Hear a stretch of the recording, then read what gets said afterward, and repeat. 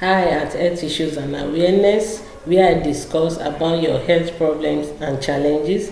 So today I'm going to be discussing about menstruation and your ovulation. This help in calculating your fertility period. So as we all know, women goes through it in different days, and as we know, menstruation is the shedding of the inner lining of the uterus. And like I said, women goes through it in different days. We have 28-day cycle, we have 21, we have 35, and we have 41-day cycle. It varies. So and people go through it in different days also. We have the one of 3 days, we have the one of 5 days, we have the one of 7 days. It varies in every women life. So the days you go through it, you should be able to know how to calculate your ovulation. Like in menstruation, there are 4 phases, and the phase 1 is from day 1 to day 5. Where we have the menstruation. The menstruation, like I said earlier, is the shedding of the inner lining of the uterus. When there is no fertilization in place, it will shed it off because it is no longer needed.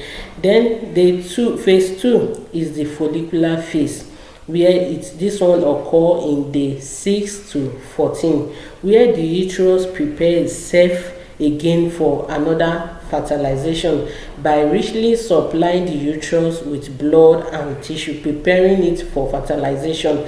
The signs here is this discharge that occur through our vagina. It is usually whitish, sticky, and milky, cloudy in nature. This is where the womb prepare itself for fertilization.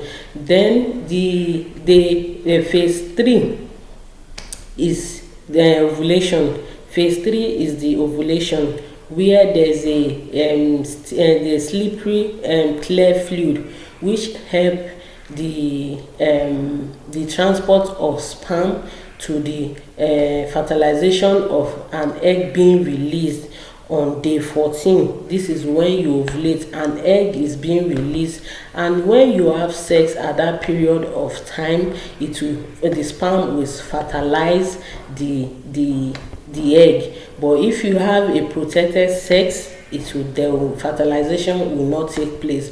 So as women, we need to know the number of the days of our cycle in helping us to calculate our ovulation period, because this is when a egg is released to be fertilized. When there's sexual intercourse, it will fertilize the sperm, will fertilize the egg. So in phase 4, when fertilization does not take place, this occur from day 15 to 28. When fertilization does not take place, the inner lining of the uterus is shed again. You might be asking that, do I really need this? Yes, you need it at this period of time, especially to prevent an unwanted pregnancy. That is why, as women, we need to know the days of our cycle in helping us to calculate our ovulation. Our ovulation day is the fertile period. When you have sex, you know that pregnancy have set in. So if you don't want to be doing abortion severally, you need to know your menstruation and your ovulation period, so that it will help you to prevent yourself from getting pregnant.